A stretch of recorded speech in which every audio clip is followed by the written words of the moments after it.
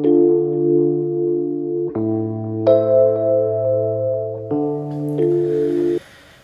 জগতবাসী, আজ আমি শামীম আলী চিশতি আপনাদের সামনে একটি আলোচনা নিয়ে আসলাম।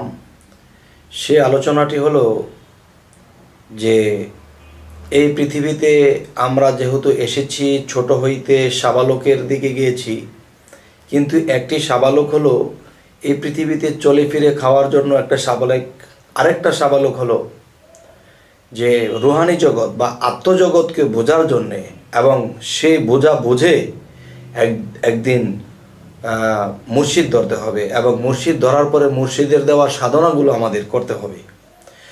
তখন দেখা যায় যে এই পৃথিবীতে আমরা আসছি, খাইতেছি, ঘুরতেছি, কাজ করতেছি, এটাই কিন্তু জীবন না। তবে এসেছি কি, আল্লাহ কোরআনে একটি আয়াতে বলেছেন, ওয়াল্লাযী খলাকাল মাউতা ওয়াল হায়াতা লিয়াবলুয়াকুম আইয়ুকুম আহসানু আমালা ওয়া হুয়াল আজিজুল গাফুর। অর্থাৎ আল্লাহ বলতেছে, এই মানুষের মৃত্যু ও জীবন সৃষ্টি করিয়াছেন আল্লাহ পরীক্ষা করার জন্য। তবে আমরা এই পৃথিবীতে এসেছি এই আত্মার মুক্তি নিতে, আত্মার পবিত্র করতে। যখন আমরা পবিত্র হব তো মহাপবিত্রে আমরা একদিন মিশে যাব। তো আজকের মূল বিষয়টি হলো, সেটি হলো যে মুর্শিদ ধরবো কেন? মুর্শিদ চীন দেশের লোক, আমরা অচীন দেশের লোক। সেই চীনা দেশের লোকের কাছে কেন যাব? যে আমি নিজেকে হারিয়ে ফেলেছি, আমাকে চিনতে যাব। যাই হোক, এখন যে মূল বিষয়টি হলো যে আমাদের এই আত্মার মুক্তি যদি নিতে হয়, তাহলে সেই মুক্ত ব্যক্তির কাছে আমাকে যেতে হবে, এবং তিনি যে মুক্ত হয়েছেন, আল্লাহ আউলিয়া হয়েছেন, আল্লাহর সাথে তার একাত্মবাদ হয়েছে, আল্লাহর সাথে যার মিল হয়েছে, আল্লাহর সাথে যে মিশতে পেরেছে, যারা আল্লাহর সাথে মিশেছে, একাকার হয়েছে, তাহলে তারা কি করে হলো? তারা কি করে আল্লাহর সাথে একাকার হয়েছে? সেই মুর্শিদের হাত ধরাই রাসূলের হাত ধরা, রাসূলের হাত ধরাই আল্লাহর হাত ধরা। তো এখন দেখা যায় কেউ কেউ বলে থাকে যে আমরা মুর্শিদের কাছে কিছু জিজ্ঞাসা করতে না ভয় পাই।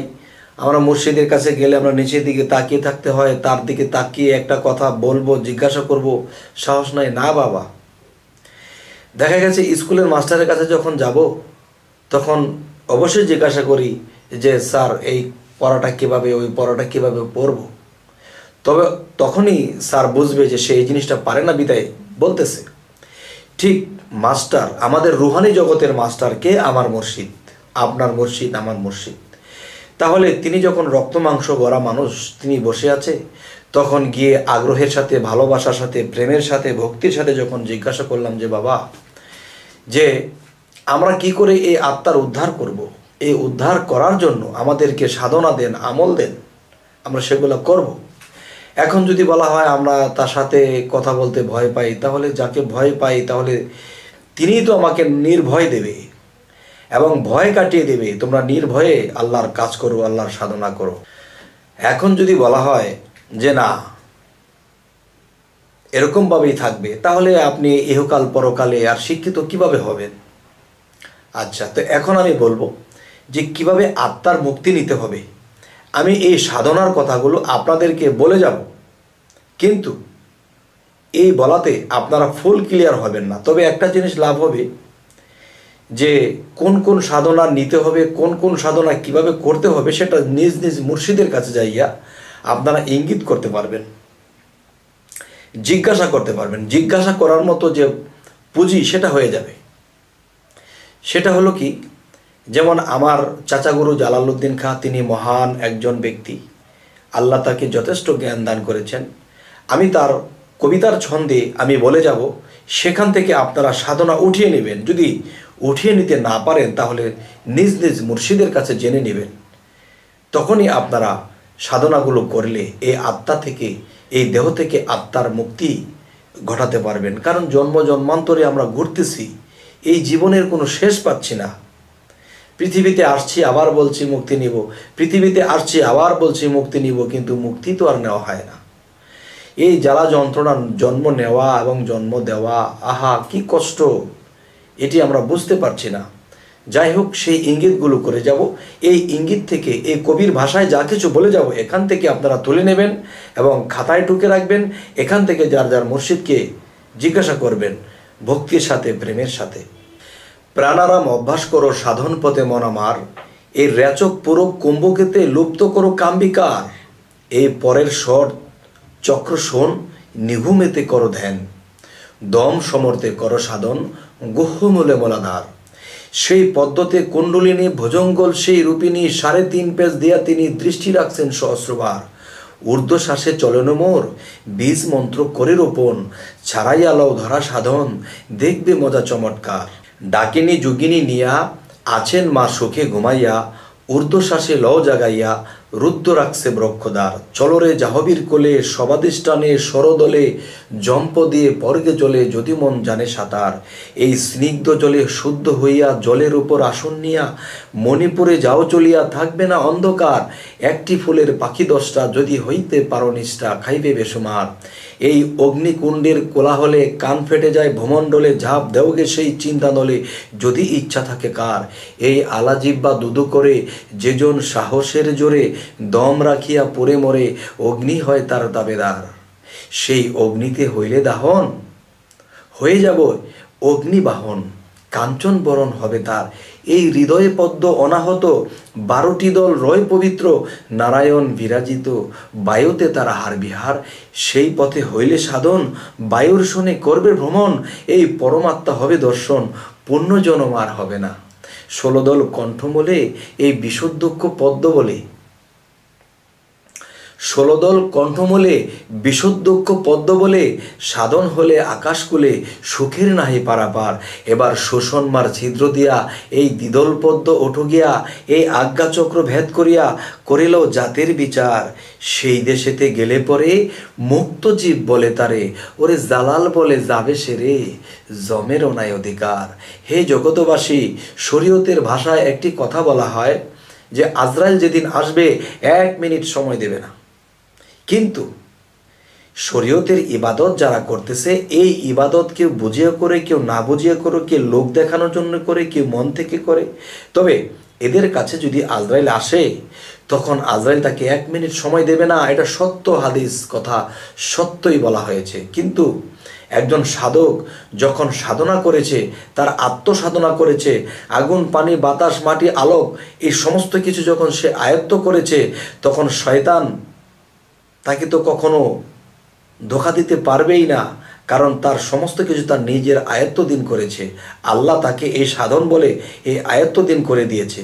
কিন্তু আজরাইল যখন আসবে, তখন আজরাইল এসে তার মধ্যে তাকে দেখবে না, অন্য কাউকে দেখবে।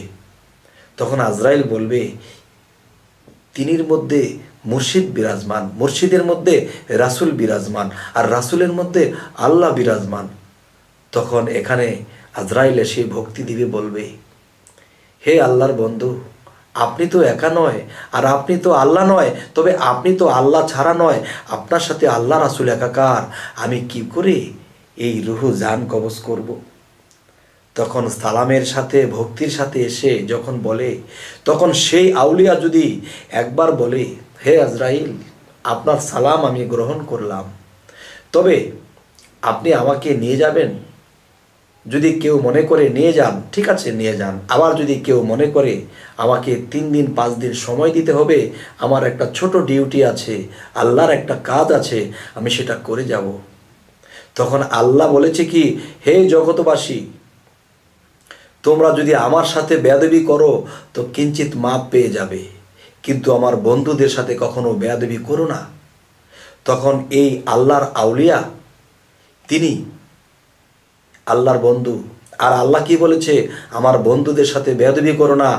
মনে রেখো, আমার বন্ধুদের কখনো মৃত্যু নেই, আমার বন্ধু কখনো চিন্তিত হবে না, তারা সবসময় স্বাধীন থাকবে। এবং মৃত্যু নেই বলতে যে আত্মার কখনো মৃত্যু হয় না, এই দেহের মৃত্যু হয়।